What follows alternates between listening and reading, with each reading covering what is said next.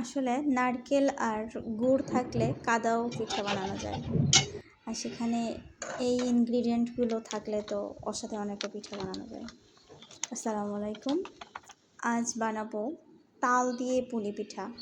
সেজন্য আমি তালটাকে প্রথমে চুলায় দিয়ে একটু ফুটে উঠলেই অল্প আটা এবং চালের গুঁড়া অল্প দিয়ে সেটা কাই করে নিয়েছি। সামান্য তেল দিয়েছি যেন ওটা সফট থাকে এবং আমার মনের মতোই সফট হয়েছে। তারপর এখানে নারকেল, ফ্রিজে কোরানো নারকেল ছিল, আর যে গুড়, খেজুরের গুড়, এটা দিয়ে পুর তৈরি করব।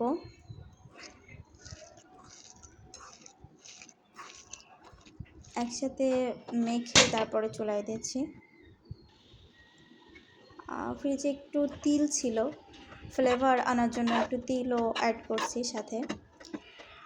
তারপরে চুলায় এটা নাড়াচাড়া করে যখন একটু শুকনো শুকনো মতো হয়ে যাবে তখন চুলাটা বন্ধ করে দিয়েছি। তারপর রেখে দিয়েছিলাম ঠান্ডা হওয়ার জন্য। এদিকে কাই থেকে রুটি তৈরি করলাম। তারপর একটি স্টিলের গ্লাস দিয়ে ছোট ছোট করে কেটে নিলাম যেন সব পিঠাগুলো একই সাইজে হয় এবং দেখতেও সুন্দর লাগে। একটা রুটি থেকে আমার 4টা পিঠা বানানো যাবে।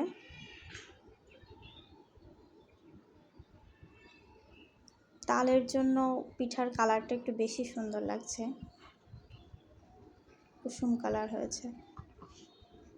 এইদিকে নারকেলের পুরটা ঠান্ডা হয়ে যাওয়ার পর তারপর পিঠার মধ্যে দিয়ে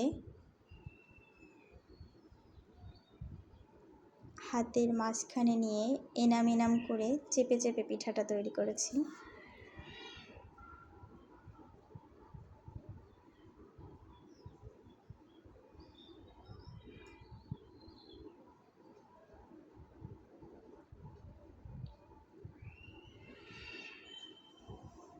এটা অনেকে আরও সুন্দর করে ডিজাইন করতে পারে। আমি এই ডিজাইন ছাড়া তেমন খুব বেশি ডিজাইন পারি না, এজন্য এটাই করলাম। এভাবে আমি পিঠাগুলো বানিয়ে নিয়েছি। এরপর ভাজবো। তার জন্য চুলায় কড়াই দিয়েছি, দিলাম সয়াবিন তেল। তারপর পিঠাগুলো, তেল একটু গরম হলে পিঠাগুলো দিয়েছি। প্রথমে ভয় পাচ্ছিলাম যে পিঠাটা ফেটে যায় কিনা, হয়তো ফেটে নারকেল বের হয়ে যাবে, কিন্তু ভাগ্য ভালো যে পিঠাগুলো ফাটেনি।